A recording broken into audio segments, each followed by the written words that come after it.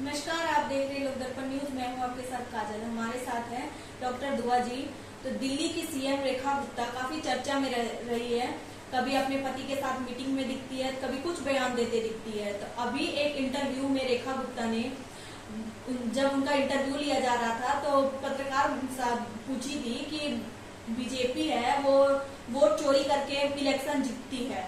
तो रेखा गुप्ता जवाब देती है कि 70 साल से जब ईवीएम में गड़बड़ी कर रही थी कांग्रेस तो कुछ नहीं कोई कहा, जब हम कर रहे हैं तो दिक्कत हो रही है। इस पर क्या कहेंगे? जर्नलिस्ट महोदया, बड़ी हैरानी होती है।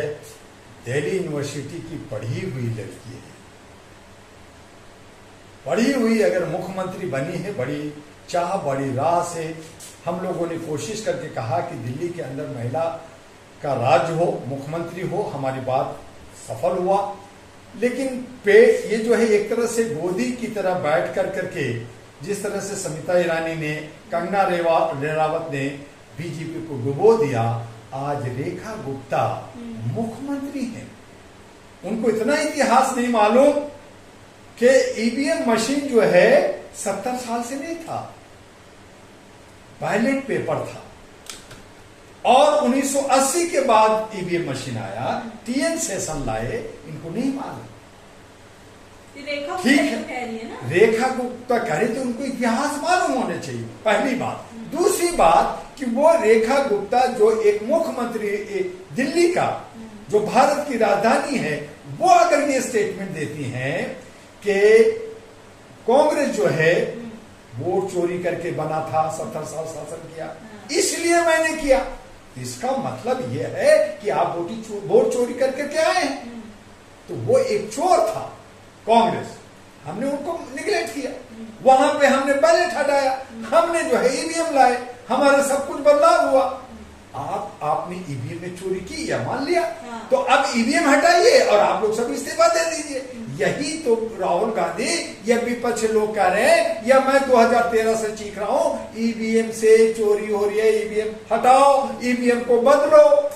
आपने मान लिया, तो बीजेपी को मान लेना चाहिए, मोदी जी को मान लेना चाहिए, अमित शाह को भी मान लेना चाहिए, और जितने भी मंत्री हैं, जितने भी कैबिनेट हैं, इनका इस्तीफा दे देना चाहिए। इन पे एफआईआर लॉन्च होना चाहिए कि एक चोरी किया, उसको सजा मिल रही है, उसको सजा दीजिए, जिनको पता कीजिए। और आप ईवीएम से चोरी किया है, आप लोग इस्तीफा दीजिए। आपने जनता को धोखा दिया है, वोट की चोरी किया है, इसलिए आप जो है पदों में, संवैधानिक पदों पे बैठने का आपका कोई उचित नहीं बनता है।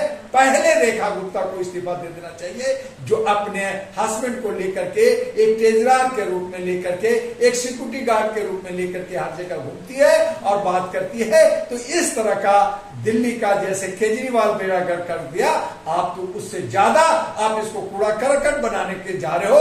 तो ये जनता देख रही है और इसकी सबक आपको भी नगर निगम में मिलेगा, आगे मिलेगा। तो ये साबित करता है कि बीजेपी अब पथभ्रष्ट हो गई है, मानसिक रूप से ये टूट गई है, और ये अब समझने लगी है कि मेरी चोरी पकड़ी जा रही है, मेरी डकैती पकड़ी जा रही है, अब मैं कुछ चंद दिनों का मेहमान हूं, और इसीलिए ये लूट खसोट कहती थी कांग्रेस को कि मतलब मेरे ऊपर वोट चोरी का इल्जाम लगाया जा रहा है, लेकिन उन्हीं के मुख्यमंत्री है, वो खुद ही कह रही है वोट चोरी हम कर रहे हैं।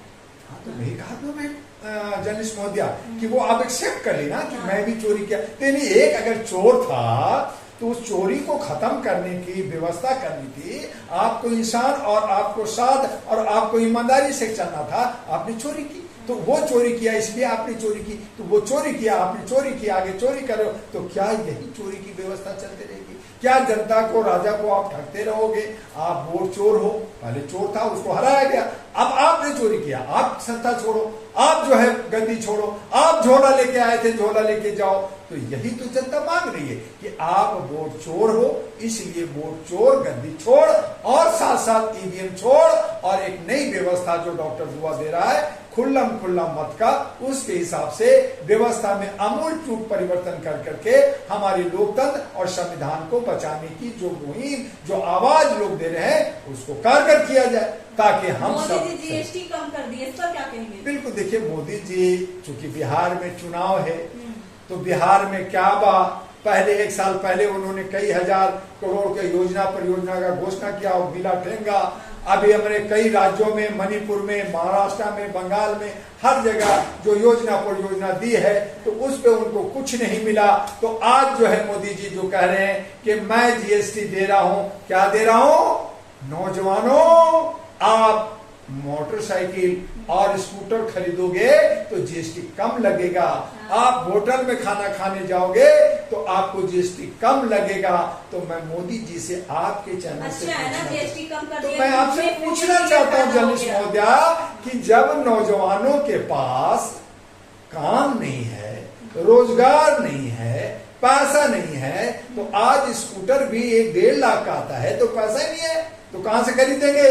तेल आपने जो आप 30 रुपए या 35 रुपए लीटर देना था, आपने 100-150 कर दिया है। तो हम ना तेल खरीद सकते, ना हम स्कूटर खरीद सकते, ना हम होटल में खा सकते, अच्छे होटल में नहीं जा सकते, जो पैसा नहीं है। तो आपने कहा कि तुम पढ़े लिखे हो, पकौड़ा बेचो, जो बच जाए, बासी हो जाए, जो ना बिके वो खा करके जी लो। आप नमक खाओ, रोटी खाओ। तो उस हालत में आप जीएसटी थोड़ा सा कम करके दिखा करके और बाकी जीएसटी बढ़ा करके मध्यम परिवार को लूट रहे हो, बड़े व्यापारियों को लूट रहे हो। एक तरह का नहीं, जीएसटी तो है, उसके इशारे में आप 32 तरह का टैक्स ले रहे हो, टोल टैक्स ले रहे हो, रोड टैक्स ले रहे हो, गाड़ी खरीदने में बेचने में ले रहे हो, और इंश्योरेंस में ले रहे हो, और तरह तरह के बहुत सारे टैक्स गरीबों से। एक गरीब, एक भिखमंगा जो बीड़ी पीता है, उस पे भी आप टैक्स और जीएसटी ले रहे जी कही है कि मतलब प्रधानमंत्री जीएसटी कम करके देश की जनता को मदद पहुंचाया जा रहा है। ये जुमलाबाजी है, ये जो है स्टंट है। दिवाली का उपहार दिए हैं। हाँ, दिवाली में हम जो है ना बीड़ी पियेंगे और स्कूटर लेंगे, पैसा पॉकेट में नहीं होगा।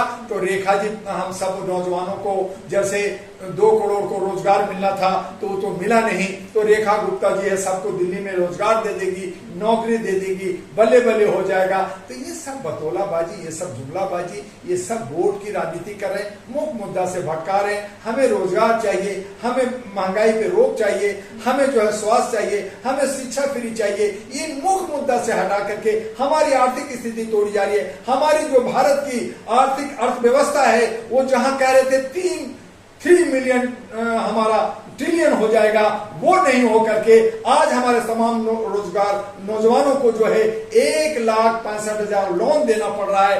225 लाख करोड़ जो है लोन आ गया है। आप विश्व गुरु की बात कर रहे हो, विदेशों की बात सुन रहे हो, ट्रम्प की बात सुन रहे हो, अमेरिका के शरण में हो, तो आप विश्व गुरु भी नहीं हो। आपको तेल भी कह रहे नहीं ले सकते। आप जो है अडानी को, आप जो है यूएसए के कानून से जहां केस बना उसको बचाने में लगे हो, आप मुकेश अंबानी को तेल दिलाने में लगे हो, और आप जो है बिहार में सत्ता हथियाने में लगे हो। जनता जाए भाड़ में, जनता की समस्या जाए भाड़ में, नौजवान जाए भाड़ में, हमारे बुजुर्गों को पेंशन नहीं दे रहे हो, ईपीएफओ का पैसा नहीं दे रहे हो, ईपीएस 95 का पैसा नहीं दे रहे हो, हमारे बच्चे मर रहे हैं, हमारी जो महिलाएं हैं जिनका गर्भवती है उनको कोई राहत नहीं मिल रहा। तो आप ये सब जुमलाबाजी करके सिर्फ और सिर्फ स्टंट करके आप सत्ता में बने रहते हैं। इसीलिए डॉक्टर दुआ ने 18 सितंबर को 17 को आप जो है 75 साल के हो गए, आपने कहा था 75 साल में मैंने विदाई ले लूंगा। मैंने संवैधानिक तरह से